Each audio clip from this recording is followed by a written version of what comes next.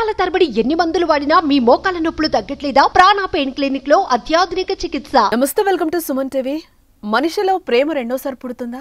ప్రేమించి పెళ్లి చేసుకుంది, అందమైన భర్త, 2 పిల్లలు, పచ్చని సంసారం. కానీ వేరే వ్యక్తిపై ఆమెకు రెండోసారి ప్రేమ పుట్టింది. కట్టుకున్న భర్తకు తెలియకుండా ఆ వ్యక్తితో చెట్టాపట్టాలేసుకుని తిరిగింది.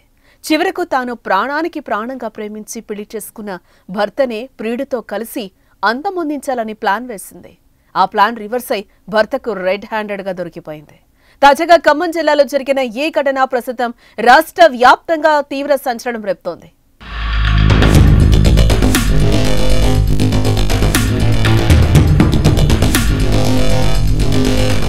ఖమ్మం నగర శివారులో నాగేంద్రబాబు, త్రివేణి దంపతులు. కులాలు వేరైనా వారిద్దరూ 10 ఏళ్ల క్రితం ప్రేమించి పెళ్లి చేసుకున్నారు. దాంపత్య జీవితంలో వీరికి 2 పిల్లలు కూడా ఉన్నారు.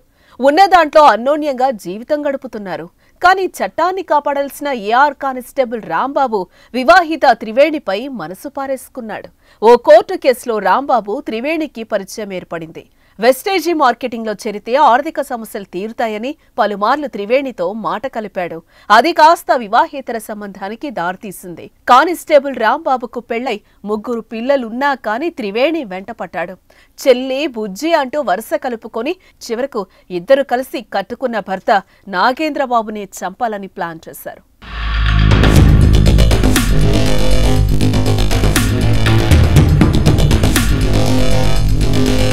కానీ ఆ ప్లాన్ కాస్త బెడిసి కొట్టింది. ఈ విషయం బయటకు చెప్తే చంపేస్తామని భర్త నాగేంద్రబాబుని ఏఆర్ కానిస్టేబుల్ రాంబాబు బెదిరించినట్లుగా నాగేంద్రబాబు ఆరోపించాడు. అయితే 2 సన్నిహితంగా ఉన్న ఫోటోలు ప్రస్తుతం బయటకు పొక్కడంతో వీరి భాగవతం బయటపడింది. ఈ విషయం గురించి భర్త నాగేంద్రబాబు కుటుంబ సభ్యులకు వివరించాడు. అనంతరం కుటుంబ సభ్యులతో కలిసి ఖమ్మం సిపి సునీల్ దత్కు ఫిర్యాదు చేశారు. ఏదేమైనా బాధ్యతగా వ్యవహరించాల్సిన ఓ కానిస్టేబుల్ ఇలా దారి తప్పడంతో పోలీస్ వ్యవస్థకే మచ్చ తెచ్చినట్లయింది. కానిస్టేబుల్ పై చర్యలు తీసుకోవాలని కుటుంబ సభ్యులు డిమాండ్ చేస్తున్నారు.